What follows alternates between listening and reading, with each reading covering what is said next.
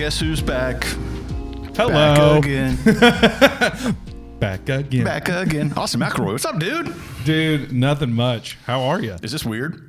No, not at all. Okay, cool. I'm really excited about it. Good. Me too. So for those that haven't watched season 1, I don't know why I call them seasons, but I You can call it season. I like to take breaks, so we'll call it seasons. It was Austin and I's brainchild to do the tasting room, and then he got really busy, which we will talk about. Yes. Reasons why. So seasons 2 and then this season have been just moi flying solo. Man. But it is so good to see your smiling face over there. Well, likewise. Yeah. So why did you leave me? Well, No, I'm just kidding. Like, why have you been so busy? Let's just set it all out there as I open this. Yeah. This whiskey. Oh my goodness. Well, okay. So I guess when did we actually start this podcast? What would have that been? That would have been. It's 2021. Yeah. Yeah, it's almost a year ago. Yeah. Or maybe more than just a year. over. Yeah. Yeah. October of 2021, I think we started, or at least talking about it. That sounds right. And then, so I would have been on with you up until somewhere around in March or something like that.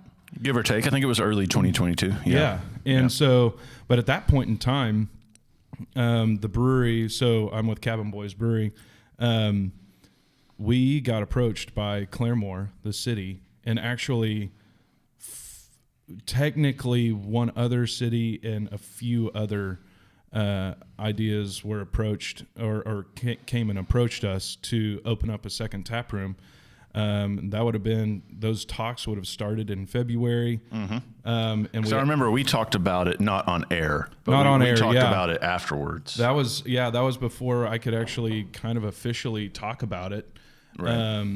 And that would have been, so we solidified our first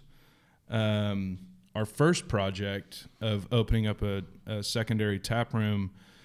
I think I started signing papers in April. Okay. And so, so we got really busy really quick, really fast.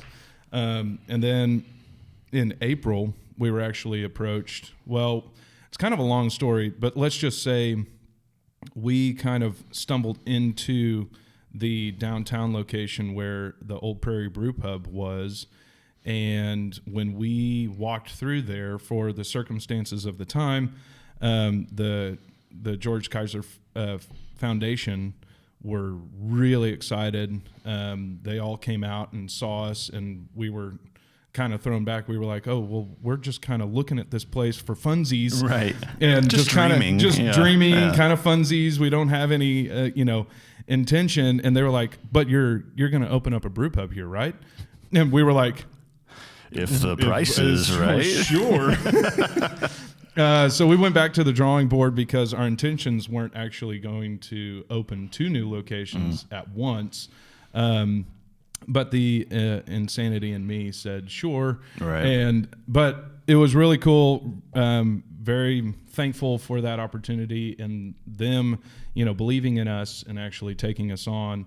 And so they selected us over a few different companies that were looking at it at the same time to take it over. And so our life got triply busy at that point in time. And that's why you probably didn't hardly even hear from me. No, I felt like a ghost. But I knew what was going on. So it was for anyone that was watching and like, oh, John and Austin had a falling out. Not at all. Like, it was just you were insanely busy. And I think you might be certifiably insane to go from one location to 3 all at the same time almost. Yeah. Like those other 2 were like almost you were juggling, because was Claremore open? It's open now, but you were juggling both at the same time. Yeah, we were going through negotiations at the same time for both locations. We actually signed the lease for both places maybe 40 days apart. That's insane, man. So it was quite something. That summertime going into September was quite intense, but really good. It wasn't the negotiations of everything were very cordial. But sure. Anything that goes on with that, just takes time. Lawyers have to look at everything and blah blah blah, and has to go through, like for the Kaiser Foundation, it has to go through all of their boards. So when we would do one edit, it'd take 2 weeks to come back. And that was completely expected of them. And they were very patient with us when we would take a lot of time to decide on something. But yeah, we officially actually signed the first lease drafts. I would say maybe let's just call it 48 days apart or something like that. That's crazy, man. Yeah. So juggling 2 places at once, 2 construction sites at once.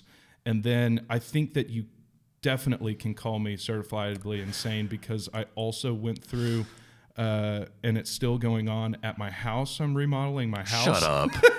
Dude. So I got contractors at my house, got contractors downtown, and then thankfully Claremore's open now, so I don't have contractors there. Someone calls you and asks about a vanity, and you say, yeah, sure, thinking it's your house, and then you end up with a vanity in the middle of your brew pub location. You're like, what the fuck is this? What did yes. I didn't sign on for this. And they were like, yes, you definitely did. And I'm like, no, it's supposed to be at my house. God, man. I have so many. Okay, so let's do this. Right. Do we want to start with whiskey, or do we want to start with something you brought? Because we could let this breathe. Okay. I just opened it. Beer before liquor, never sicker. Fair. Liquor before beer in the clear. Yeah, that was the old saying. I don't know how accurate it is, but I do the same thing a lot. That's not a certified statement by a person that makes alcohol. I think if you just drink enough alcohol, you're going to get messed up either way. Right, very true. Yeah. So this is top 3 bottles of the year for me, and I just stumbled across it yesterday. Oh, so it is a 2002 limited release from Maker's Mark, their wood finishing series. They did a BRT-01 and a BRT-02. Alex, my buddy that runs Sidecar on 15th, he let me blind them. So he just poured me, or he didn't pour me, he was part of the blind. The bartender poured us a sample of each without telling us which one it was. And 01 was good, but it needed like a cigar. Or it was like a cigar whiskey. This one, the tasting notes are a dark expression filled with notes of fruit, nut, and chocolate. 109.4 proof. There was 10 Virginia toasted French oak staves that were put into the barrel. And to me, this is like your prototypical. It doesn't taste a lot like a weeder, weeded bourbon for those that don't know what a weeder is. But it's a daily sipper. I'm so glad I found this bottle, because I found it at Park Hills, Midtown. Cool. Their selection is amazing. I got a bottle of... fucking love that. Man. It has like a little prickly pepper note on the nose. Yeah. I love that. While you're sipping it, I had a really cool conversation with the guy that runs Park Hills 2 the other day, because I was messaging him to see, this is probably my second favorite bottle of the year. I tried, Isn't that amazing? Yeah. Man, thank you for opening that. Of course. Yeah. I mean, I'm going to sip it every day almost. Like, it's my daily go-to. Because every time I go to Sidecar now, like, they don't even have to ask my order. They pour me a single of this and a Stone Cloud Light, just because I like a crisp light lager to go with that. But anyway, I was talking to the Park Hills guy, and it's weird because it was through Instagram, so I don't know exactly who it was, but he said my store, so it makes me think he's like somewhat of importance that runs their social media. But if it's not, then that's a great... Own it. Just own it. Great team person. Yeah, for sure. Absolutely. Just own it. But I'm looking for the most recent release, the barrel proof edition of E.H. Taylor that I tried last Thursday at a bottle share we were doing for the Spirits of Legend group. And it's the best bourbon I've had maybe since Aaron opened that Dusty Turkey. Oh my gosh. I mean, that was an experience in and of itself. It's fucking unbelievable. And so I'm on the search for that, and it's just... it shows up, and then people like have deals with them to take it off the truck before it even gets inside. I mean, it's like finding one's going to be almost impossible. But I was just asking if he had seen one yet. You guys didn't hear what I just said, so that edit was probably awkward. But I appreciate Park Hills looking out for the average bourbon consumer. Yeah. That's all I'll say about that, because I don't want to give away the secret of what they're trying to do to get bourbon into our hands. And that part of their relationship with their customer just really means that they care about what they're doing. Yeah. And care about the people that don't necessarily do weird things like show up at 8. Honestly, though. Okay, so I have so many questions about what you're doing now. The first of which is, why Claremore? Of the places you could have gone, what was it about Claremore that... was it the space? Was it the people? Was it a combo? What was it? It was a combination of a whole bunch of different stuff. And it's been really fun for me, because that is the question that I've as Cabin Boys, we have received the most, before we opened. And now that we're open, the whole entire town understands. And now the town was asking that question. Why us? Why us? Yeah. Why were you choosing them? Because especially with a town like Claremore, Okmulgee actually approached us to open up a tap room down there, and a few other places. But anyways, the reason that we chose Claremore was they were already poised on their downtown expansions. They had already done a lot of legwork to get downtown to be popularized with their community. And so there's a lot of momentum in that corridor, and there's stuff that I actually can't say to the public or on a podcast that I know that's going to happen within the next 3 years. So there's a plan, there's vision. There's vision, there's momentum, there's people in place that are getting a lot of really cool stuff done.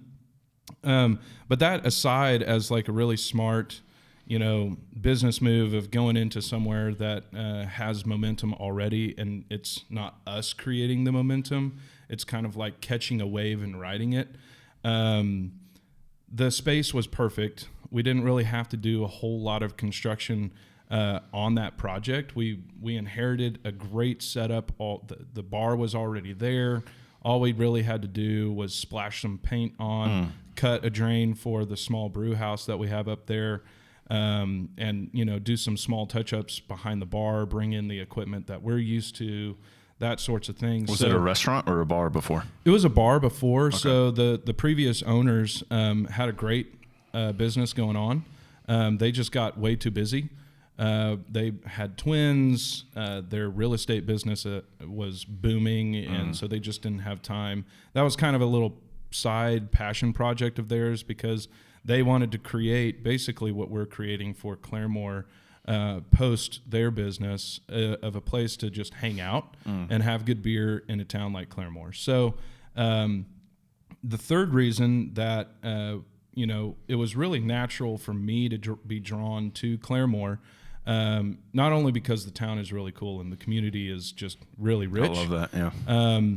But my family has been doing business in Claremore for the better part of 30 years now. So my dad was the medical director of the regional hospital in Claremore for 25 years.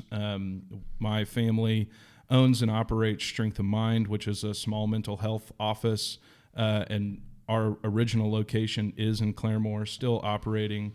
So I know that town personally, and I was able to have the confidence that I could impart that knowledge onto our team to really manage that place and really know how to jive with that community. So, they had a leg up already, and that unbeknownst to them, they didn't know that I was from Claremore, truly. I've lived around Tulsa, grew up in Broken Arrow, and then moved out to Claremore for about 4 years, and then we moved to Catoosa. But my life has always been connected to Claremore, so that was an easy step for me. You're a zebra. Yeah, even though I didn't really go to high school there. But it was really easy and kind of made sense. So it was a really cool kind of homecoming for me. Getting the excuse to go back out there all the time is just really fun and really cool. So, and the risk of making that decision has paid off. So good. Yeah. So you walked me into my next question, your time management skills. So you can go ahead and take a sip, but I'll talk for a second. But I'm trying to imagine, I knew what opening this place did to my calendar, which was just block it out because I'm here trying to work with contractors or whatever needs to be done. Right. But with two going on simultaneously, how do you, plus the brewery that you have at 6th and Utica, how do you balance that? How's your time management skills? So I would say, I'm still learning that. But I would say to the decision process of, making multiple decisions all at once, really fast pace. I told my team, and one of the things that we've learned together is we're going to make the best decision in the moment that we're making it. And if we don't make a decision, we're not going to move forward. And so, being able to trust that in the moment our gut is correct and make that decision to make movement go forward really helped our time management of, okay, well, if the decision that I made last week needs to be redone, we've still gone forward and just know we can pivot, we can move. It might not be the best decision that we ever made, but we're still doing it. We're still moving forward and trusting our future self to fix our past self's decisions or be thankful for our past self's decision. And, so that helps, I think, with time management and what goes on in every day-to-day monotony of like emails or calling or contracting or whatever. But also at the same time, you're trying to be physically present with everyone within the company. You're also trying to be present with your contractors and who you're, dealing with on a day-to-day basis. So it was really just carving out and actually putting stuff onto the calendar and really organizing each day and knowing, okay, well, if I'm going to make this 30-minute drive, I'm going to not only do this one thing with this one contractor, but I'm also going to know, okay, I know that conversation is going to take 15 minutes, but what else can I get accomplished within the 45 minutes that I could spend an hour up there, get a couple extra things done, come back. And so you really start prioritizing, why am I going up there? What is going to get done? And then also at the same time, really trusting your delegation with your team and trusting that their decisions are just as good as yours. So that's key. Prioritizing. We really, really got strong when we prioritized who makes decisions where. And we actually just had, as a team, we just had, about a 2-hour conversation with our management group this morning about communication. How can we get better? Because we had a decision just today that, not really a decision, but an idea that was kind of birthed out of a scenario. And we forgot to communicate that idea to our head brewer, David. Whoops. And it happens though. It happens, and he brought that to our attention. We felt bad. He felt bad, But all the coolest part of the conversation was, okay, if we realize, okay, we're learning how to do this as we go, and if we're open with each other, and we can create these communication channels to be better and more planned out, and have systems of what that means of.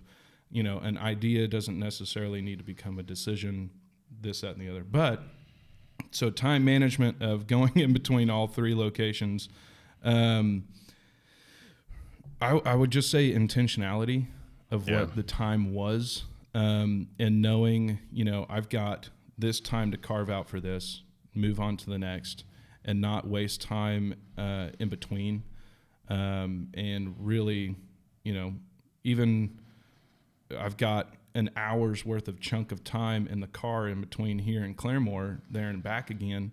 Well, that's an hour that I can be on the phone with a distributor or a contractor or, my teammates or something. So just, it seems like a lot, and it seems like it's kind of undoable. But once we had, people in place that we trusted to do things and really delegate and push tasks off to, we got stuff done really fast once we noticed, okay, this person's good at this person's good at that. Find your lane. Austin needs to be at this place, Lisa needs to be at this place, but we all trusted that we were all acting under the umbrella of what we wanted to accomplish.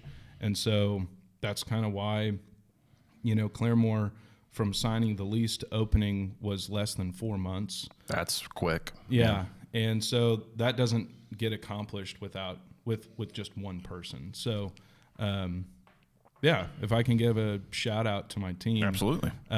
That's really why we've found the success that we have within that space already, and the ability to open it up so fast. So, as I ask this next question, can you flip on that light that I forgot to flip on? Yeah, there's a little button at the top there. You see it? Yeah. So you talk about all the decisions you've had to make, and when I ask this question, I'm not talking about the like small ones, right? I'm talking about the big ones. Okay. The big ones. What's been the toughest? What's been the toughest decision throughout this process for you? I mean, was it just to do it, period? Yeah. I mean, my brain was going back to, so we got thrown into a scenario that we didn't think that we were going to have. A company that's highly respected within Tulsa approaches us and says, we want you. And we didn't have a business plan for it. We didn't have a pro forma. We didn't have... We're talking about Prairie now, We're talking about the downtown brewpub location. And, we weren't prepared for that mentally. We were prepared mentally for Claremore because even though Claremore called us and approached us, we were already in the mindset that we wanted to have a second tap room. We were kind of already gyrating with that motion. So... that almost made me laugh. It's a great phrase. Gyrating with that motion. Gyration with the motion. Okay. I would say the biggest decision was, having those meetings with our leadership team, and actually plunging ourselves into it. Does this make sense for us? Can we actually get this accomplished? Do we have enough time for it? Do we have the wherewithal to do it? Do we think that we can get the finances for it? So, that decision had 50 decisions within it. And I think saying yes was one of the most exciting and exhilarating, but also the most terrifying because, I sat down with Lisa and Dustin. Dustin is our operations manager. And I said, if we say yes, we are all agreeing collectively that we have a lot of work to do after this. It's kind of like the scenario when a moose hunter has this, romantic thought of hunting the moose, getting the moose, but until you squeeze the trigger, once you squeeze it, that's when the work begins because you've got so much to do. You've got 2,500 pounds of meat to pack out and get on an airplane. Very quickly, too. And very quickly. And it's kind of the same scenario. Once we pulled the trigger, it had to be done quickly because, for them, they don't want an empty building sitting there for 2 years and it not generating any kind of income for them and for us. So we didn't want to have a pregnant goose together. And so, with them, we had to be pretty transparent of, hey, we need time to talk this out. We need to strategize. We need to actually talk to a bank. This is, starting a very long, arduous conversation with our leadership. So they were really cool and very patient with us. They knew that, we weren't necessarily entirely prepared for that conversation. And so that allowed us, to have about a month's worth of time to do all of the back work, get a pro forma in place, get a business plan in place, do all of this internal work to actually say our yes means yes. And we said, at the beginning of that month, that would have been probably May when we actually got in the hotbed with them. And we said, if it needs to be a no at the end of this month, it's not because we're not excited about this opportunity. It's just because we weren't able to get it done. The numbers didn't make sense. Right? Numbers didn't make sense, or we just physically couldn't do it because we didn't have the infrastructure or anything like that. So making that decision, I think, was the biggest within all of this. But I'm glad that we did it, and we are really, really excited to get that thing open and operated. Construction's going to be done before the first week of January. Oh, so you're we're on it. Yeah. We're going. Dude, that's awesome. Yeah. I want to ask a lot about that, but let's drink something you brought. Where do you want to start? Do you want to cleanse our palate with this? Or do you want to go? No, let's go to a beer. Okay. We'll talk about that in between so that Fair. our buzz is cut. And I'll go into that when we open it. This one's just really fun. So let's open this one up. Okay. And the reason for it, I was really excited to bring this because I don't know if you knew, but it won a second medal. I did know that. At the Great American Beer Fest. You were there? Yeah. You heard our name on stage. Or well, no, I guess I heard you it in at the live stream. Yeah. I went, or my friend group. So I was in, let me rephrase that. Thank you. I was in Denver. Instead of buying secondary ticket prices, I went to Hops and Pie and did my own GABF thing. Nice. The night they went, which was Friday night. And then Saturday we watched the awards because one of my buddies owns a brewery up in Wisconsin, and they entered a few different beers. Cheers. So, cheers. And he was listening to hear if they won, and I heard your name across the live stream. I was like, no shit. Yeah. So that was really cool. It's just a cool cherry on top to our whole entire year, and it's just a freaking good beer. It's just a good beer. Yeah. This is Going Stag, your single. Oh, and you have the silver on there. Yep. Well, and that's our first silver. So you have a second one you can put on there. We'll be rebranding it. What you should do is instead of the disco ball, it should be a shiny silver. Yeah, that's actually not a bad idea. There you go. You're welcome. That's free. Sorry, Lisa has tried to wash that statement out of my mouth. We are redesigning. We're not rebranding. Fair. We're redesigning the can to have the second metal. It'll have some different stuff on it, and I can kind of say that we're going to do some rebranding within our cans, which is going to be really, really cool. It's also cool you have all that in-house with Lisa. Yeah, I know. Well, it just makes life a whole lot easier. But that'll be really fun.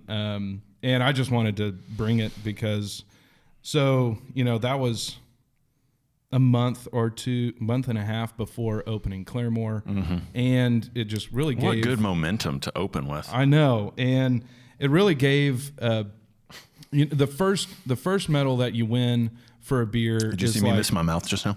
Hey, drinking problems are real. I have a hole in my lip. Sorry, go ahead. Momentum in Claremore. I actually gave you a dribble cup. Oh, thanks. Yeah, appreciate you're that. Welcome.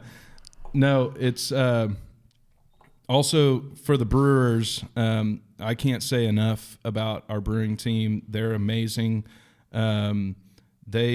So winning a second medal for the same beer is really a solidification of, okay, this is world class. Mm-hmm. That wasn't a mistake. It wasn't like a you did it right one time, aneurysm or anything like that, and gave us a medal just unbeknownst. But it won a second silver medal. Super cool, big momentum builder for our brewers and what they're doing. So yeah, that's awesome, man. Congratulations on that. What's that like, by the way? Let's squirrel off on that for a moment to hear, because you weren't in Denver? No. So to watch the stream, or did you even watch the stream, or did you just hear that you won? So this is really, oh gosh. So I've never heard our announcement live. Okay.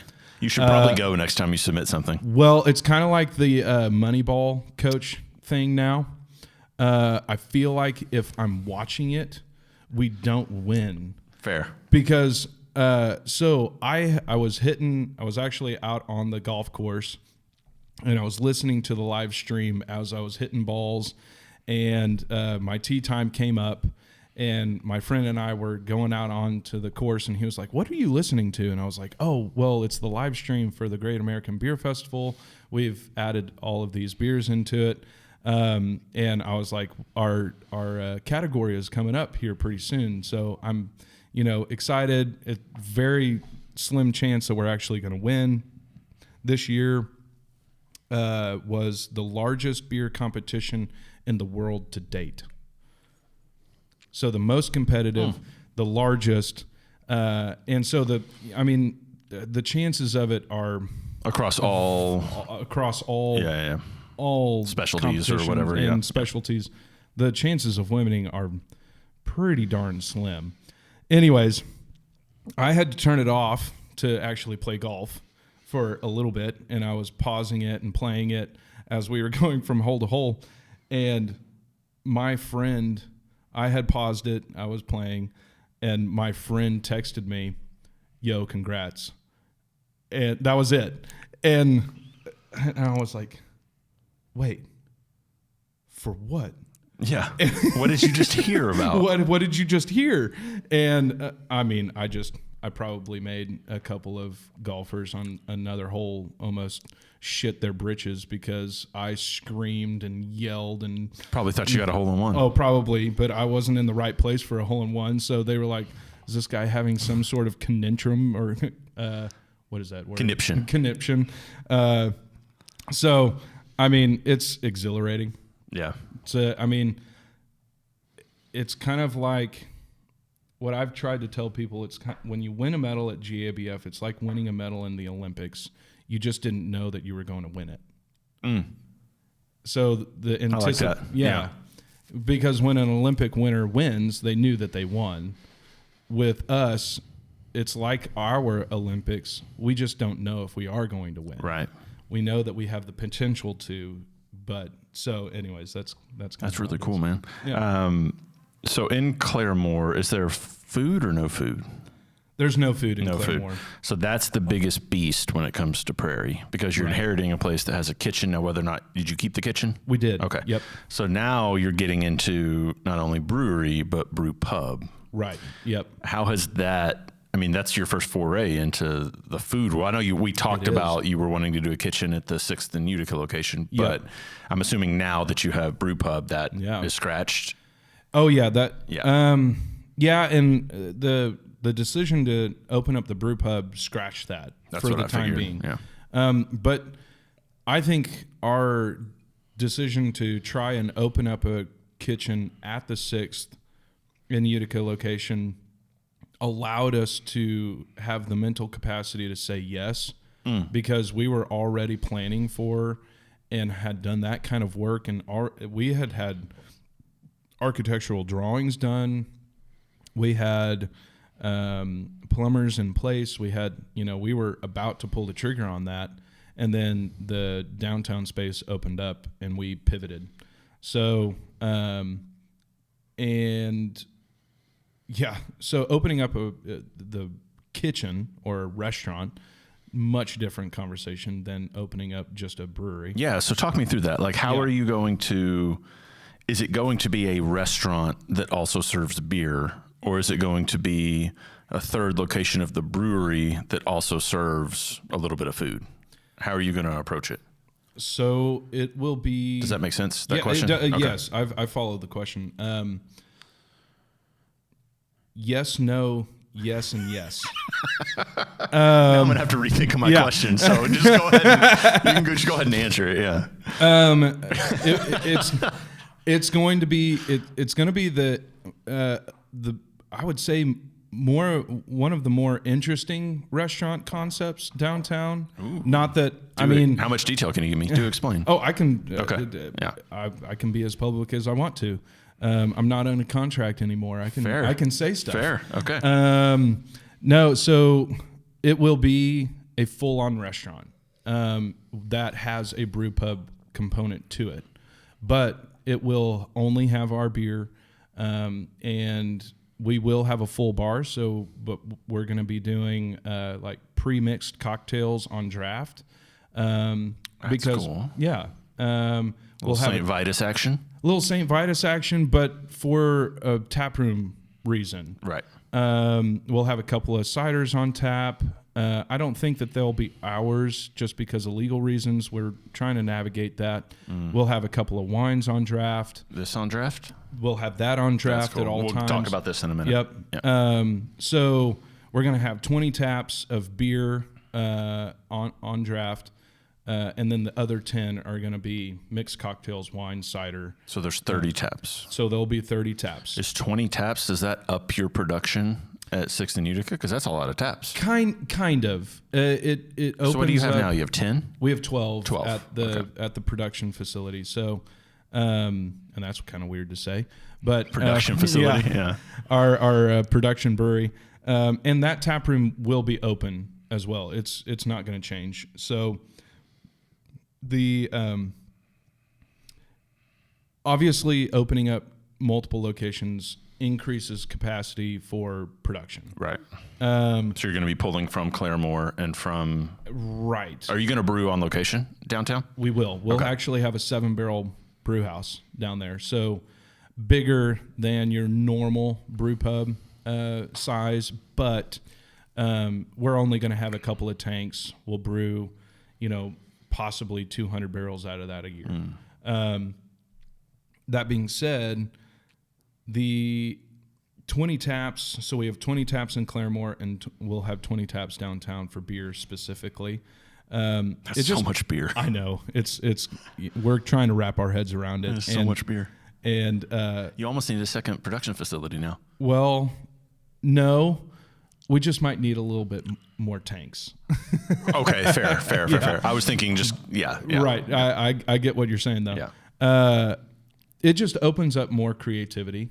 And so, with Claremore, we have the 20 taps, and we've already noticed, we're already demanding more, or the customers are demanding more one-off beers at both locations.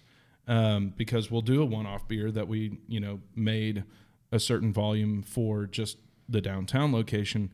Now we're having to... Did that unplug a... what was that? We might have to pause. I think we do. Pause. A plug. 346 minutes later. Hey, so the Ghost of Grass Fire knocked off the SD card from the camera. Then I had a client that needed massaging. Yeah. You had a bladder that needed massaging. And, payroll questions. So here we are. We're here. I'm going to, in lieu of drinking 1, 2, 3 beers and a lot of whiskey, I'm going to sip it at a pace here. Yeah. You want to go to hop? Where do we want to go? You want to go to the hop? We're calling it hopdration. Do we need that, or do we need that before we? So what's the big one? The big one is, so this bottle is Bearded Theologian, aged in Hungarian oak whiskey barrels. Yes, sir. Yep. So do we want that as a in between before we get to the stout? Is that a step up? Let's do the stout. And then this. Then that, and then this. Okay. Let's do that. Gotcha. So, to be perfectly honest with you, I don't remember what I was asking you before. Oh, good for you. Welcome back to the podcast. I made a mental note. I was in the middle of, basically, let me finish the thought that I had. We might as well start it over because I don't know where that thing. Yeah. Yeah, you might have to do a little bit of editing. I'm going to have to do a little work on this episode. Yeah. Hey, you know what? That just means you're going to look at my face a little bit longer. That is true. I don't know if that's a positive thing. Probably not. I do like that new hat, though. Thank you. This is one of my favorite stouts in town, by the way. Oh, thanks. I do love the Felix. Oh, man, I love drinking it. I actually don't get to drink it very often because I don't drink beer very often above 7%. What are we sitting at here? 8.7? Oh, I'm going to test you. Yeah, you're right. 8.7. Yeah. Oof, man. You're lucky I remember that. But cheers, buddy. Whatever my question was, I'm sure it was great. Go ahead and give me your great answer. I'm going to give you a synopsis, and if you have to edit this... No, we're just going with it. I might not edit a thing. It might just be... It might see you walk to the restroom. And, yeah. You're going to see an unedited background podcast. No, it was the question of 20 taps and what goes on with production of dealing with that. And we're, with Claremore, we've added already, if we're on the projection that we're doing, we're going to do about 300 barrels of beer through Claremore's tap room. So that's an extra 300, that's technically, let's call it 35 turns through the brew house. So that's already affecting us and affecting decisions. And the 20 taps just really allows us to have more flexibility with creativity. To make an answer that was probably long, short, because Claremore is already drinking, and the downtown location with what our normal volume was for one-off beers, it, unbeknownst to us, you never know what a second location is going to do, but it's basically cutting the time in half for that one-off to last within our tap rooms. So we're having to make those twice as fast now. Gotcha. But that's cool because we're allowing ourselves or creating more opportunity to make a lot of different beers. So how are you handling, and if I interrupted you, you can finish your thought, but how are you handling, is beer that's brewed on your small system in Claremore and beer that's brewed at the brew pub going to be specific to those locations? Are there going to be like brew pub only beers that were brewed there? Great question. Probably. Yeah. There isn't yet, just because the Claremore location's brew house technically isn't operational at this point in time. It's legally there. It's in place. There are some things that, didn't get brushed under the rug for it to actually operate to our standards. Sure. So I'm going to have to get a couple pieces of equipment that just in this day and age, it's a long and arduous task to get done. And so we actually haven't brewed up there just yet. We have all intentions to brew many different times up there during the year. But right now, all of our one-off stuff and everything is made at the production facility. The brew pub, it will be, the cool thing with the new laws that changed in November, and I don't even know if you knew that laws changed. I don't know if I did. Yeah. Allows us to actually have multiple tap rooms. So that the law change was in 2020, I think. It wasn't this November, but last November. So 2021. So then, yeah. So we're able to have multiple locations now, and we can distribute beer between those locations. Between the locations. So if we make a beer in Claremore, we can actually take it to the tap room or take it downtown. That system's too small to probably do that, so that'll only be Claremore stuff. And then the brew pub brew house will actually be large enough to distribute beer from that place to our tap rooms. So I want to tap into the see what I did there. I want to tap into the food side of the brew pub. Mm-hmm. Oh yeah, we were about to get into that. You teased me with it's going to be a restaurant unlike any other restaurant. How so? Like where are you going cuisine wise? Do you know your chef? Like, give me all the deets. We don't have a chef just yet. So if you want to work for Cabin Boys Brewery, we'll be making an announcement at some point in time. That chef will be John Moss, and it's all smoked meat. And we're not going to be able to keep up with production because that takes a long time. Yep. It's there until it's not. Yeah. So the menu is going to be a concise menu. We're going to have probably 8 to 10 sandwiches. We're going to have about 3 or 4 entrees. Let's call it a dozen appetizers and maybe a couple of desserts. So is your target market lunch or dinner? It'll be both. Okay. Our target audience, or not target market, I guess, like target time or target. Yeah. Meal. I really don't know. Downtown is always shifting, and so I don't know. We don't know yet if we're going to have really busy lunches. You don't know what you don't know.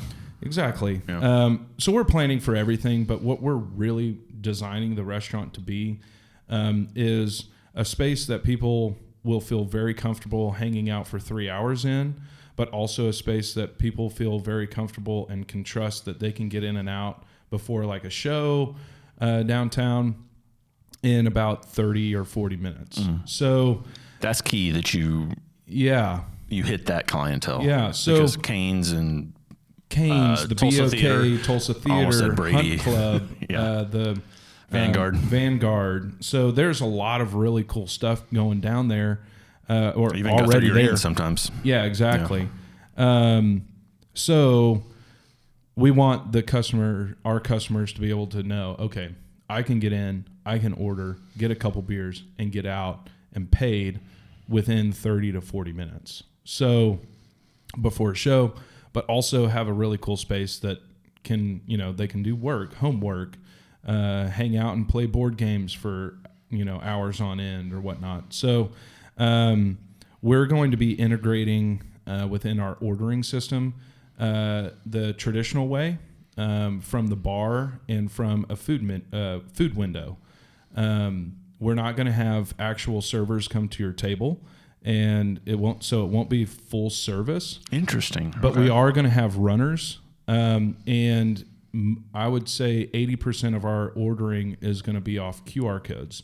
So you'll be able to start a tab yourself for beer. You'll be able to close the tab yourself. You'll be able to order food off of a separate tab or the same tab off of QR codes.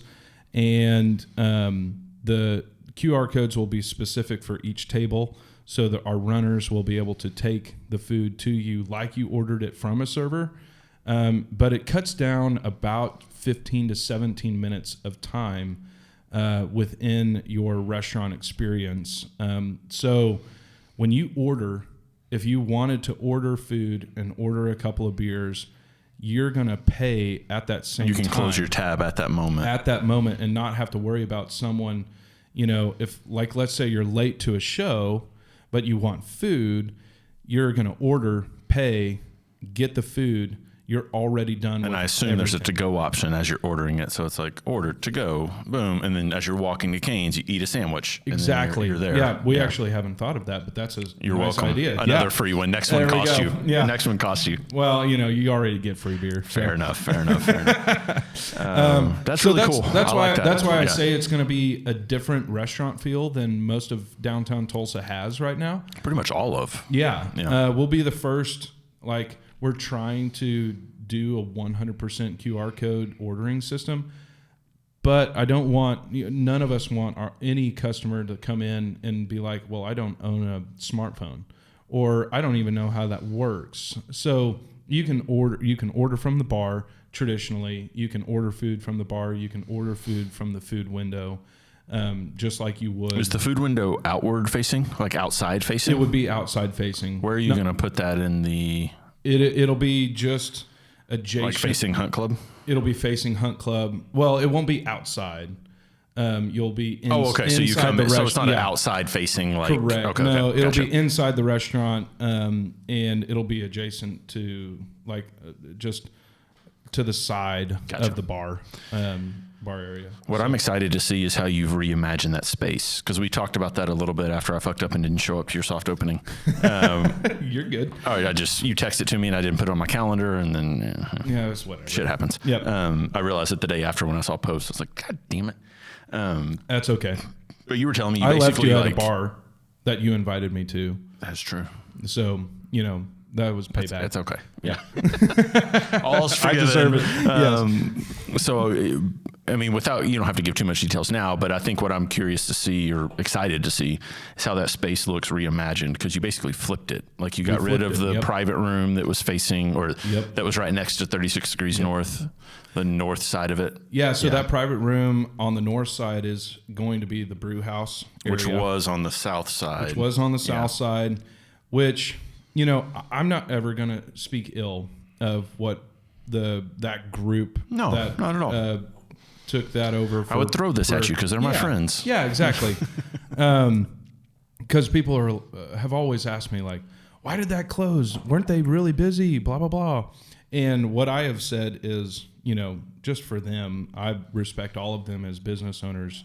It's really hard for anyone with a 5-split ownership of a business to operate it with a well-oiled engine. Mm-hmm. That is really difficult. So I don't blame them for anything that happened. I think that all of them are really good business owners. And so if anybody says anything otherwise, I'm going to fight them to the teeth. I'll be right there with you. But I do think one of the mistakes that they did, and sorry if I offend anybody, is the flow to the patio wasn't great. I actually agree with that. Yeah. The flow was better the other way, where there was nowhere to go with it. Exactly. Yeah. So I see what you're saying. And so, but that was just a really small one to fix. So we'll actually have really good foot traffic to the patio, and be able to open up that space a little better. But that, and with flipping it, we added some seats, we added some space to actually have a cozy corner where couches and maybe, I don't know, a fireplace or whatnot is going to go, and it'll add a comfort level of kind of a living room effect in that space. So it'll be really fun. We're struggling over here. I know. I almost started coughing. I had to reach for water. I was like, oh, that's I'm about to burp into the mic. Yeah, you were. All right. So as we progress now to other questions, are we good? We'll finish this and then we'll go here, right? Yeah. So we'll wash it out with water. So I'll put my water up Sure. here just to have it ready. This is a big question, so I'm going to have to preface it in a certain way. Yeah. I'm ready for anything. I know you are, but I want to make sure I get the proper answer. I don't want a bullshit answer, so I'm going to have to phrase it the right way. I'm going to be. I know you are. I'm going to be pretty honest. Fear-wise, as you go into this, right? Fear. F-E-A-R. Fear. Like scared. If you allow your mind to go to worst possible scenarios at night type thing, right? What if you could point to one thing where and I think Claremore, maybe there's no fear there anymore because they're drinking the beer and it's open and it's open. It's operating. Maybe it's brewpub. Maybe it's, I don't know what it is. Yeah. What was or is the biggest fear in going from 1 to 3 that? Yep. Do you have one that comes to mind? So the biggest fear, and this is, a lot of what our conversations with our leadership team is all about, and preventing that fear and falling into it. But also at the same time preparing ourselves to take this task on. Claremore was a really great practice run for it. And so the fear that, can seep in, and so Lisa, if you're going to listen to this, you're going to be a punching bag for this moment. But it's a great example of what all of us are feeling.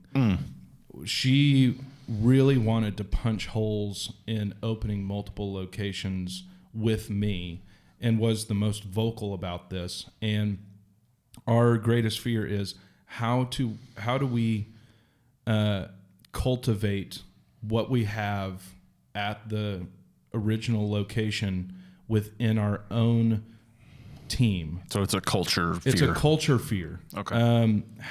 Because we can take care of customers, right? We can give food to a customer. You can hire for that. We can throw beer at people. But how do we embody what, who we are within a team that's really going to buy in with what Cabin Boys is? And Claremore was a great practice run, and that team is just completely bought in and has kind of reduced that fear. So I think that the fear has morphed really into, okay, we know how to multiply our culture, for 5 people. How do we multiply that for 25 more? Mm-hmm. And how are we going to, acquire that many employees all at once? And I think that's the biggest fear of because we're really intentional with who we hire and how we interview. How are we going to have enough time to do that for 25 people? Because, when you hire 25 people, that means that you might have 200 interviews to go through. Mm-hmm. Or 200 resumes to go over. How do you multiply that? How do you convey what you want within your company and really enrich those people's lives and enrich the culture within our company and protect what, how do you protect the people that are already within your company? Because, one of the things that I heard from our other employees and team members is, are we going to dilute ourselves? We're scared for the people that are going to come in. Are they going to change us? What does that feel like? And it was really nice to have Claremore as a stepping stone, because they realized, oh, well, Lisa and Austin as the owners and leaders of this company really care about who they bring into this company and are very intentional. But how do you multiply that? So that's the fear that comes into my brain. And, the responsibility falls ultimately on Lisa and I, but also, it goes down the line. We don't just interview within our company with only Lisa and me. We interview with, we had 2 interviews today and 4 people on the team were in those interviews. And that can be kind of intimidating in an interview, but we really want it. It's relaxed, and we don't. It's not like you're sitting in front of a board or anything like that. So that would be our number one fear. Okay. Yeah. Can I tell you what I thought your answer would have been? Yeah, absolutely. I thought it would have been quality control. Okay. Yeah. Because I think that's, I could see in my mind, and it's not just a Cabin Boys problem. It's like anyone that scales rapidly, right? How do you make sure that the same quality that you had when you had one location and you were brewing for 12 taps is equal across 20 taps in Claremore and 30 taps or 20 taps of your beer in the brew pub plus the 12 that you still have at the production facility. Which is, like, that means that maybe I'm introducing a new fear to you. No, like, you're not. To me, like, that's where my mind went. Like, God, that would be fucking hard. Like, to make sure that as I scale this, the quality scales with it. Right. So, even on that, like, that has a multitude of answers to it. We're now going to manage 52 taps, actually 62 taps if you include the 10. And so that's 62 tap lines that you have to clean and manage and distribute to. And so we've got the infrastructure in place to manage that now. But also at the same time, the nice thing is our brewing team didn't change. Now, where a brewer might leave here or there, which we just lost Jordan Odell to a new project. Yeah. But happy for him. He came to the brewery yesterday and had beers with us. So nice. We're all hunky dory, high five and hugging and stuff. And happy for him for that opportunity. But the brewery didn't change. We're just going to need to add one tank, which doesn't mean that the quality is going to go down. That just means that, and actually that means that the quality is going to go up, in my mind, because this is going to give the brewers an opportunity to actually make more beer more often. So their repetition is actually going to be heightened and give them more practice and more precision and more knowledge and more backstory to each and every individual brew, because the more data that you have within a brewery, the better that you can be, which kind of sounds backwards. Yeah, so but I get it. It makes sense, though. Yeah. It just allows us to actually be more precise. So I'm actually excited about that. I like that. Yeah. That was a good answer. All right. I think that's all the hard questions I had. I want to ask, like, fun, big picture questions now. And to be quite honest, if you have hard questions after this, that's totally fine. Oh, I'll throw them at you if I do. Tell me what's in this as I pour it. Or tell everyone what's in this beauty. This is really cool. This is a project that we're actually going to take on and make permanent within the brewery. It's called Hopdration, which is our hop water project, which is our response to the need to have a non-gluten and non-alcoholic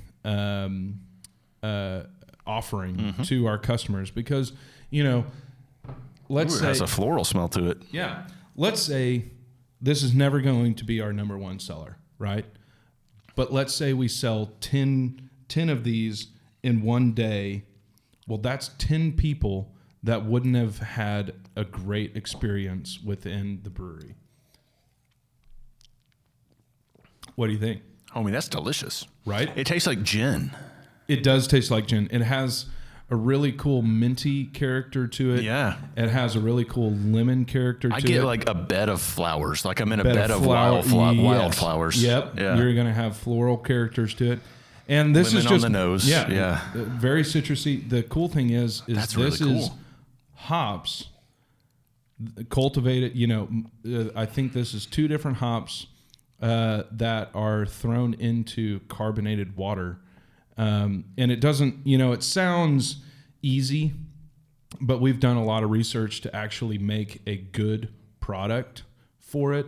And it's kind of intense to make this kind of product. I'm assuming it takes up a whole tank by itself. It does. Yeah. And it takes time and a very precise way to do it. Oh, sure. I could imagine that getting really bitter really quick. It could get really bitter really quick. It could oxidize really quick. Bacteria could grow into it because it's water. It doesn't have alcohol. Mm-hmm. So how do you prevent people getting sick by drinking it? That would suck. Right? But anyways. Where'd you get salmonella? I was trying to think of like some disease from Oregon Trail. Where'd you get listeria? Where'd you get dysentery? Dysentery. There it is. Dysentery. That would be dysentery comes from bacteria-filled water. There it is. Yeah. Well, shit. I didn't realize I was going. Oh, that was a bad throw. But anyways, by the way, you have my keys. I do. Don't forget about that. Okay. I'm not. I looked at that bottle and I was like, shit. He has my keys. This is water. So we can actually fill our glass. Fair. And chug. This is hopdration. This is our hydration for the moment. So what?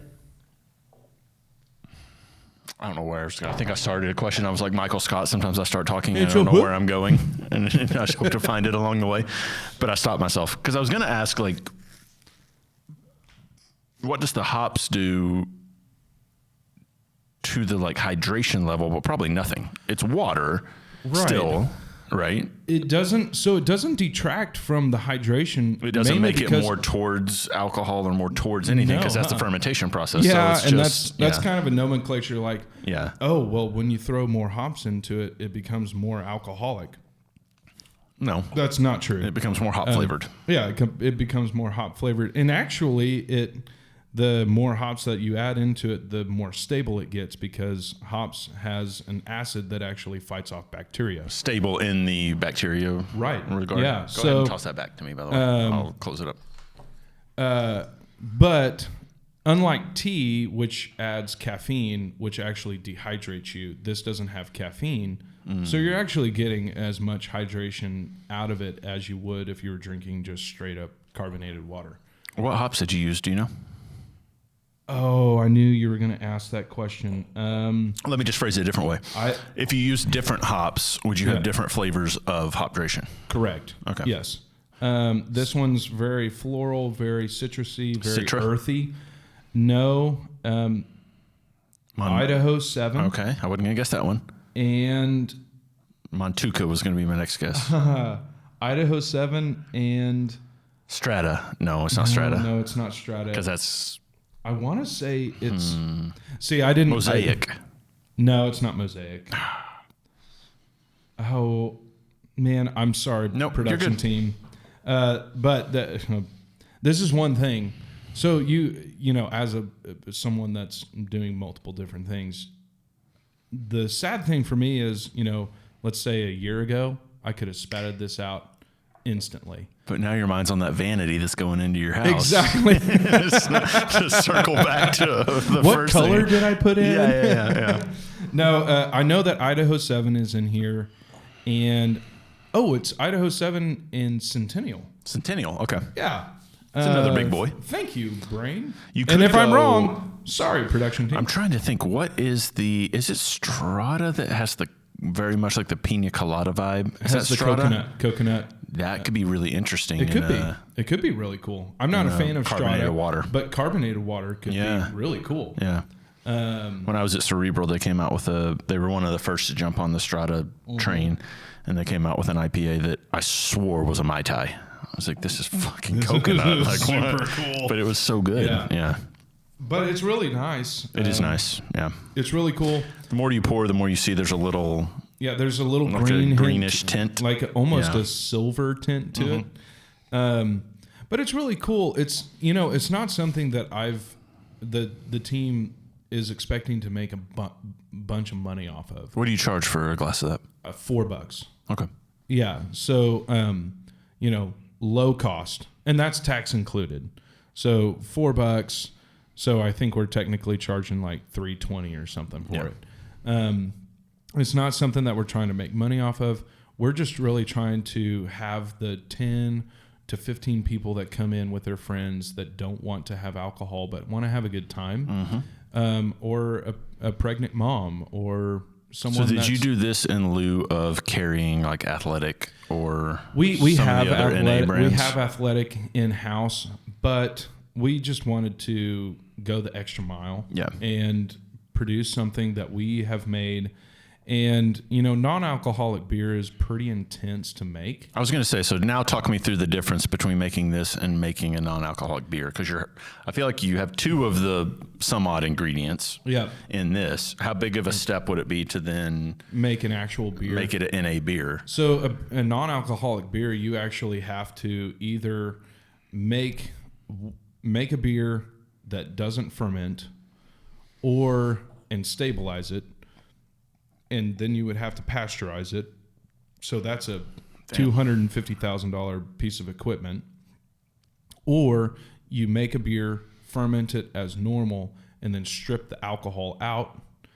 That sounds arduous. It is very arduous and very expensive pieces of equipment to do that. It's called an alkalizer that actually pulls the alcohol out of a liquid. And it doesn't pull everything out, but it's still considered non-alcoholic. Dude, that just reminded me of something. Can I squirrel off for a second? Yeah, go. I saw a video today on Instagram. I'm going to post this tomorrow, so this is being recorded on Wednesday, the 21st. I saw a video today, and it was this scientist dude. Yeah. And he had sesame oil in 2 glasses, and then he had cherry tomatoes in 2 glasses. Right? I'm going somewhere with this, trust me. Your Alka reminded me. And so he poured regular water into the glass with the sesame oil, and just like we were taught in school, oil and water don't mix. The oil floated to the top. Then he poured alkaline water into the oil, and it mixed, right? It became cloudy and mixed, didn't float, became a thing. Okay. So then he said, alkaline would be a higher pH water. Yep. And so then he said, when you buy your vegetables and you take them home and you wash them and you use regular water, and then he poured it in there, and he's like, and he let it sit for a minute, and then he took a cup and strained out the water, and it just looked like normal water. He was nothing comes off of, no, there's nothing. It just looked like water. It's nothing comes off of the fruit or the vegetable. Right. He poured the alkaline water in the tomatoes, let it sit, poured it into a glass, and it was yellow. Whoa, that's cool. The alkaline water attaches to the pesticides and the stuff that was used in the collection of this fruit, because it was tomatoes. Right. And I don't know about you, but I don't want to eat this. And I was like, fucking hell. I was like, what am I doing with my life? Who knows what I'm putting in my body? But the whole alkaline and the alkaliner or whatever you called it, the machine. I was like, oh gosh, alkalizer. That reminded me of that video because it burned in my brain now. Right. I'm gonna have to go get high pH water to wash my vegetables and fruit with. Come on. I'm gonna be that bougie. People come over and oh, did you wash that? Not only did I wash it. That would be a pretty arduous party trick. Yes, it would. I don't even know if that's a trick. That's a party ender. People are like, you did what? You boring ass. Okay, cool. Get out of here. We'll see you next year. Right. Jesus. All right, let's talk. I think that's all the questions I had about your new ventures. Yeah. I have a interesting question. Okay, fire away. Has the beer world gotten stale? Oh, that's an interesting question. And let me tell you where my mind goes in that. Okay.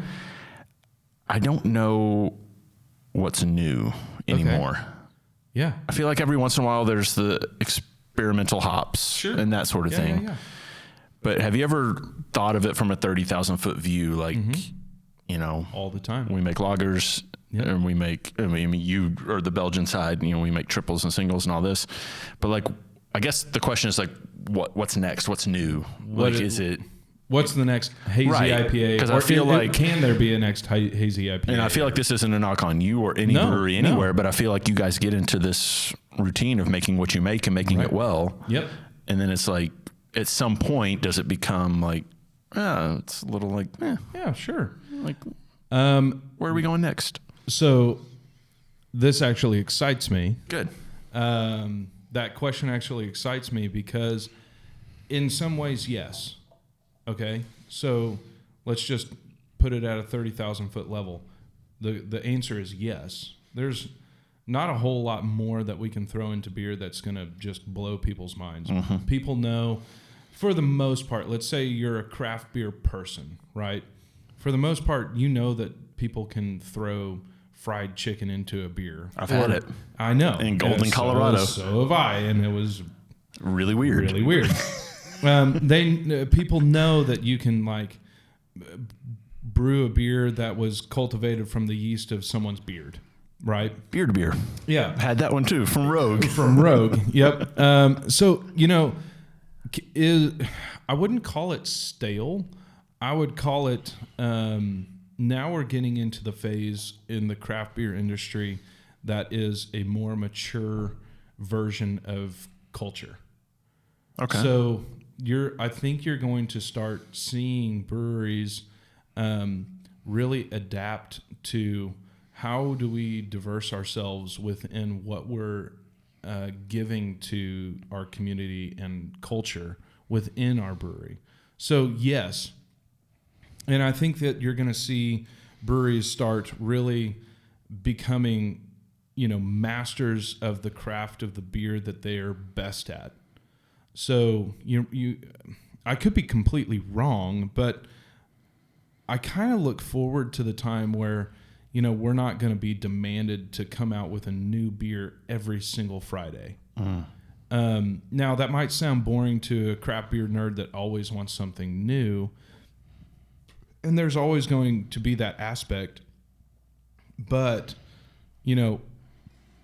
I think people are in the community is going to fall into a rhythm of this is our neighborhood brewery that gives this to us. Uh-huh. And this is why we go there, because we feel comfortable or because we're, this is the rock and roll brewery or. So it's more like a solidifying of your place. Right. In the community. Yeah. Like how do we become cornerstones of a town to provide a product that humans have always consumed since civilization started. Because the way I look at it is like you had, I don't know what was before beer, but you had something, fortified wine or whatever you had, right? And then you had macro breweries, and it became this thing, and then it leveled out, and then you had micro breweries, and then it leveled out, and then you have craft, which was like a play off of micro. And now I feel like we're at the level out stage. And I don't know what the next up is, because if you look back in history, like at the line graph of this, it's always worked this way. Right. So I don't know if forever it's just going to now be this. I feel like there's got to be at some point a this. But I have no clue. And if I knew, I'd be a fucking millionaire. Yeah, you would. Because you and I both. That's what excites me. And also it's just a question. It's like because that's me outside the industry. Right. Because if I want, that's why I gravitate towards bourbon now. And I'm not a beer guy. I'll always have a good craft beer all the time. But like if I want something new, I mean, there's so many different things you can do. A lot like in the beer world, but probably a little more as far as like different staves you can throw in, or different ages years you can keep it in a barrel, or different things you can blend it with, or different all this different stuff, which maybe that's maybe I'm onto something. Maybe the creativity that they have to have here could then play into the beer world. So like you could start using staves in tanks, or you could start using, I mean, who knows what, I don't know. And that, not to bust your bubble, but that has been done. I figured. I think what you're going to start seeing from breweries is really come back to the raw material. So we're really concerned about, not to get too political, but we have to talk about it because it's raw material. climate change. And what does that do for barley? How are we going to cultivate that? What is smart for the soil? How do we, there's new barleys actually being invented and planted, and now enough into production that we're seeing those come into the glass already. And what is that going to do for the beer world? Because we as humans have always tried to have beer on the table. Without beer, we don't have bourbon. Without beer, we don't have 100%. We don't have vodka. We don't have. That's actually a good point. So everything they're doing, they probably had to take from the beer world. Correct. Yeah. So that's a good point. So I'll look at that backwards. Yeah. It's not that you didn't look at it backwards. I see your standpoint on that. But I think the creativity of the stories of how the beer got into the glass is going to become more substantial within what people pay attention to within the craft beer industry. Like, hey, we got this grain back into circulation from, the 1800s because it actually produces less carbon, or it uptakes, more CO2 from the environment so that we have cleaner air, or it doesn't take as many man hours, or it doesn't spend as much carbon fuel, or these hops are less apt to be bacteria and bug free without pesticides. So we're having to think about all that stuff now as an industry, and how do we keep the beer into a glass with new products that reduce the use of, raw material and reduce chemical use, and have an environmental impact on what we're actually doing. So that, I think, let's call it 30 years from now, that's going to be a cool factor within the craft beer industry, or within beer itself. And I think that we're going to see the industry become more like what Germany is now, 1,000 years later from when their breweries were opening up, and becoming, solidified cornerstones within their communities. We're developing what that cornerstone looks like right now. Gotcha. So, yeah, and I realized, to burst my own bubble, I'm probably at the journey in my bourbon life that I was early on in my craft beer journey. Sure. Yeah. I mean, it's been a couple years, but it's probably equal. Yeah. And so at that point, I wasn't thinking that I had tried all of the things that craft beer had to offer. Yeah. And so when I say that, there's so many different ways you can do it, put 12 virgin toasted French oak staves instead of 10. Right. Yeah. What does that do? You can, 100%. But see, I was trying to set you up to tell me you were coming out with a Stilsner, a stout Pilsner mix, but you didn't, you didn't go there. Hey, a Stilsner. There's been weird stuff happen. If you ever let me brew a beer, I'm going to try to brew a Stilsner. Let's go. God, that would be so bad. All right. The last and final. And did you save the best for last? Save the best for last. Describe this as you're pouring it. You kind of did already, but. So this beer was aged in Hungarian oak whiskey barrels that came from Balcones. Balcones, our friends. Yeah. The cool thing, so this is a staple of ours, Bearded Theologian, so everybody knows that beer. Oh, it does have a whiskey nose. It has a whiskey nose, but the cool thing is, pay attention.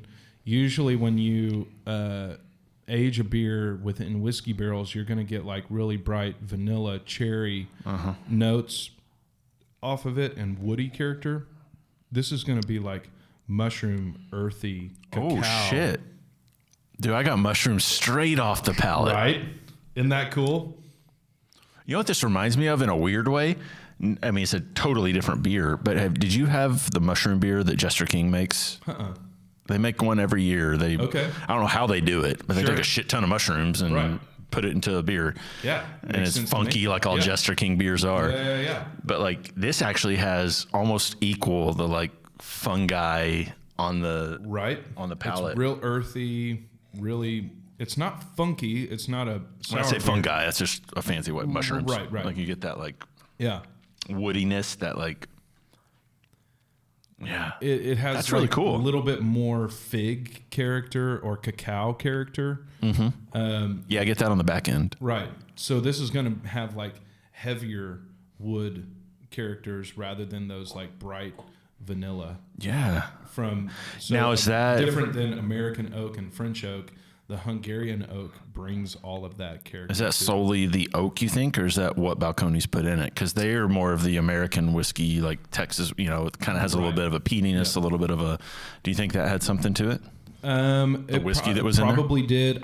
This wasn't a peated scotch or anything like that, or a peated whiskey. I think... So the whiskey that went into this was, changed by the oak itself, but I think the oak is really the shining variant here. It's not the whiskey that was made, because it was a straight whiskey. It wasn't peated or smoked or anything like that. It was just straight whiskey going into a Hungarian oak barrel that gave this a way different, like way different. It might be the most unique beer I've ever had from your brewery. Well, thank you. I appreciate that. It's cool. It's really cool. I'm trying to, in my mind, like pair this with like food. You know what this would be really good with? And this is going to like sound way outside the realm of what you would normally do, but a like Waldorf salad or pears. Or I was going charcuterie board. Charcuterie board would be great, but like you know how a Waldorf salad has walnuts and that nutty character. That would, and maybe even pears or cheese. I wouldn't drink this with mushrooms. No, you wouldn't. Because you would be overdoing it. It'd be overwhelming. Like for those of you listening or watching this and not sipping this with us, I can't overstate the earthiness. It's earthy, and it's really cool. But it's not like you're drinking dirt. Nope. It's really clean. It's well balanced and it's balanced. Yeah. But and it's not. So you know how. So every single time that I've had someone describe Bearded Theologian, they're like, "I want to smoke a pipe or a cigar with this." Oh, it'd be a great cigar beer. It would be a great cigar beer, and maybe just a level up. Mm-hmm. It would be paired incredibly well with that. Yeah. Like a light cigar with that. Yeah. Heavy cigar. It couldn't be heavy. No, you're fighting on each other there. But the light cigar would be perfect with that. Mm-hmm. Now I keep checking the camera lights to make sure it's still recording. I've got it for you. Appreciate you. No, it's really cool. Yeah. What do you have coming down the pipe as far as new releases or new beers? I think we're actually going to release the Hemingway this week at the brewery. And did you have to do like a certain amount of time where that was only at Hemingway? No, that was just because we didn't have the wherewithal or the time to actually get it out to the public. Fair. What's your price? So are you going to be able to do it on draft, or are you selling the bottles? No, it's just bottled because we didn't have enough that to go into kegs. Same price point as Hemingway? It'll be $10 cheaper. Okay. It'll be $50 a bottle. So for people that don't spit out their drink right now, $50 for a beer. Explain what went into that beer.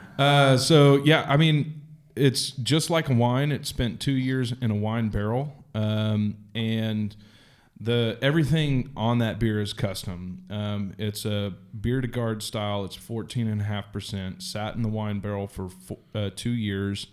The wine barrels came from the Washington area from a Syrah winery.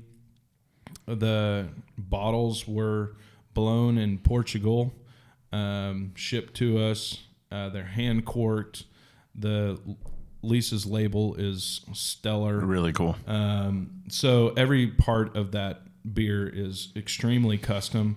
And the first time that I've made, an intentionally overly expensive beer. Do you like that? I did. I loved the excuse to do it. It was really cool. It might be a couple years till I do another one like that. So what makes the production of a beer, or let me rephrase that. What's different in the production of a beer when you know you're producing an expensive beer versus like a normal beer? Is it the amount of time you can take with it, the ingredients you can use, all the above? Sure. It's just, going over the top. Because 2 years is a long time. Yeah, 2 years is a long time. We had, we had $12,000 to $15,000 into the beer before we even bottled it. So there's just ingredient cost, barrel cost, time, man hours. And then just the time frame of waiting on it. So that all has to calculate into it. Buying really good corks. Buying the bottles themselves, I think cost $1.50 a piece, the glass itself, and being able to ship those from Portugal to Canada to America, it goes through 2 different customs and all. It's just a lot. It's a thing. Yeah. So but it was a really, really cool project. So you got that coming out this week. Yeah. Or was that next week? This week? I think it's this week. I think it would be tomorrow. Oh, the day this posts. I think it might be today. Rock and roll. Today. Wow. My past self is saying today. Today. So, goodness. Anything Are you else? still doing the iron in the beer? Yeah, we have that right now. Because it's that season. Yeah, it's December 1st. Remind me the name. The Goostingling. Goostingling. Yeah. Which I know I got that word from somewhere, which means iron in beer. But we have thus thought that it was a made-up word from me, but it works. I have looked it up. It sounds German. You can yell it. Yeah, exactly. But the Goostingling is December 1st through February 29th. Okay. So winter. But it's going on right now, and it is way cool. And can you pick any beer? Any beer. Any beer. Now, you have to be strategic in what you pick, though, right? You should be. A lighter beer that wouldn't necessarily... You'd be surprised. Yeah. Sometimes it makes it taste more piney or like sappy. I'd imagine like the Felix would be great. Felix is perfect. Bearded Theologian's perfect. Any dark beer is going to be really good. I wonder what it would do to this. Oh, my gosh. Put a hot iron in that earthy... I would be like roasting a mushroom. It might be fantastic. It might be fantastic. Or it might be awful. I can't see an awful scenario. Yeah, I don't know either. Yeah. If it just became too much, like you're drinking mushroom juice, like that would be... like if it staled the mushroom or something. Yeah. That would be the only way. Yeah. I'm going to actually pour myself a little bit more of that. Do it. I'm still working on it. Here, I'm going to tap you off. Thank you. I'm trying to think if I have anything else to ask you. I don't know if I do. We've rolled on it for a minute. Hour and a half conversation. This has been fantastic. It has been fun. Welcome back. Well, thank you to the tasting room. It was, one, perfect timing for me to come in. Yep. Because this is the part of the year that kind of slows down. But also at the same time, it was really cool for you to invite me back as a guest. It was pretty cool. I think a cool way to move forward as you're going to be busy for a while. Mm-hmm. You have multiple locations, but like when people come in to contract brew or to collab or to not contract brew to collab. I'll definitely bring them on as like like you come back, you'll be the like most recurring guest. Yeah. And then you can bring on whoever you're with. Yeah. And we can just knock out like that'd be super cool. Old school 3 style. And you never know. Maybe I'll still come back as a host for season 4. Yeah. Maybe. But hopefully not, because hopefully you'll be so busy with successful enterprises. If I'm so busy, that means that I've hired multiple people to do my job, so I'll have more time on my hands. That is true. Yeah. Hopefully you are back. That's very true. Cheers, Austin McIllroy. Hey, cheers. On all of your successes. Let people know when you're open in Claremore. Do you know your hours off the top of your head? I think I do. Okay. We are open from Tuesday to Saturday. So we're closed Sunday, Monday. Pause. Why do people close on Monday? It's just... Is it a staffing thing now? No. Not for us. No. For Claremore, just in general. Yeah. For Claremore specific, you know, Sunday's just as well. I mean, we might open up on a Sunday in the future. Monday is a good logistics day for a restaurant or a tap room. I get it. As a consumer, it's so frustrating. I know.